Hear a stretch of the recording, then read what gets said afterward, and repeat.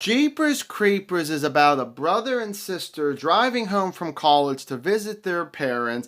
They see something they're not supposed to see, and they start getting chased by this crazy person in a crazy truck.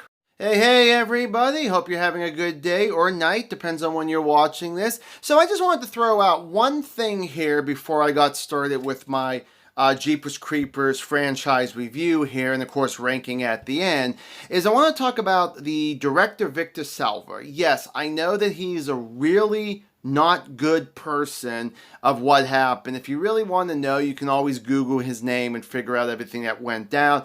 I don't want to discuss it. I don't really want to see my comments section. It's fine if it starts off okay, if it's a polite conversation, but if it does get a little overboard, I will delete the comments just so you know. Now going on to the first Jeepers Creepers here. This is a movie that I unfortunately missed at the theaters. Got a chance to rent it when it was VHS, maybe even DVD back in 2002, I think it came out. And the thing was that I really didn't like the movie. And I've watched it a few times here or there and just never really liked it and never could put my finger on it. But I figured let's get ourselves started and see if it's something I still don't like or is it something I've actually changed my mind on. So we'll start with the likes. So what I've actually liked about this movie, we'll start off with the brother and sister, Derry, played by Justin Long, and Trish, played by Gina Phillips.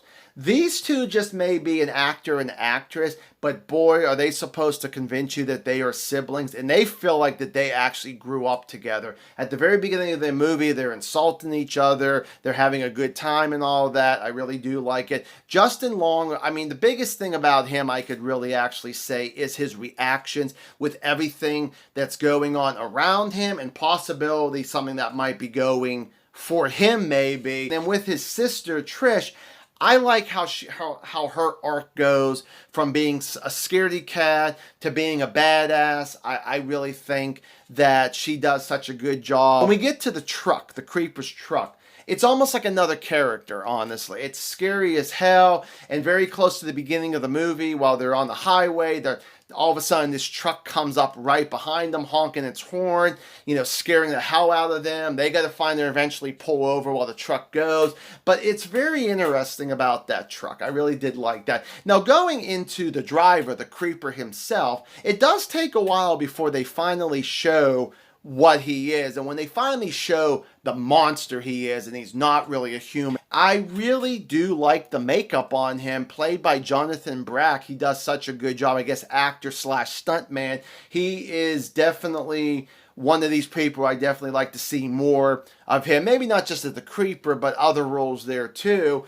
And the thing is, this is what he's going to be known for, it seems like. The movie is very creepy. It's scary, it's suspenseful. I like how it's self-aware, especially more with Trish. It's almost like she knows about horror movies, and certain lines that get thrown out by her I thought was really good. And going real quick back with the Creeper here, is that he has this sense of smell when it comes to fear. So the thing is that there's always something about him that we really don't know, but for some reason he smells your fear, and there's something about your fear that he wants. And I really do like that. I like how they keep that suspenseful the whole time. And the final thing in the likes is the ending. Without giving it away, I really liked the last minute. It was such a messed up ending. And now on to the dislikes. I don't actually have too many to talk about here. So the first thing I want to talk about is, I forget the character's name, but she's supposed to be a psychic. Now, we don't even see her until Act 3. And the big thing why I actually want to bring this up, even though I think she's a good actress, the movie doesn't give you a clear point if she really is a psychic or if she's just a crazy woman, because it kind of gives you both sides about who she really is, even to herself, it seems like. But there was another thing, was when we first technically don't see her but hear her voice, she's talking to the siblings while they're at a diner. She actually calls them on the payphone, and she says, "Have you seen the cats?" And I'm like, oh, this is very interesting. Something with the cats and possibly this monster. I wonder what this is all going to be about. And that was kind of, like I said, it was a great setup and all that. But flipping on to the cat lady, well, it turns out that when we finally get to see her and these cats and all that, and she probably has at least a dozen or so, it seems like, nothing really actually happens with it. So I'm a bit disappointed on that. I'm like, okay, so it goes in motion, but nothing really interesting happens, and that kind of sucks there. And then the final dislike is actually the deaths.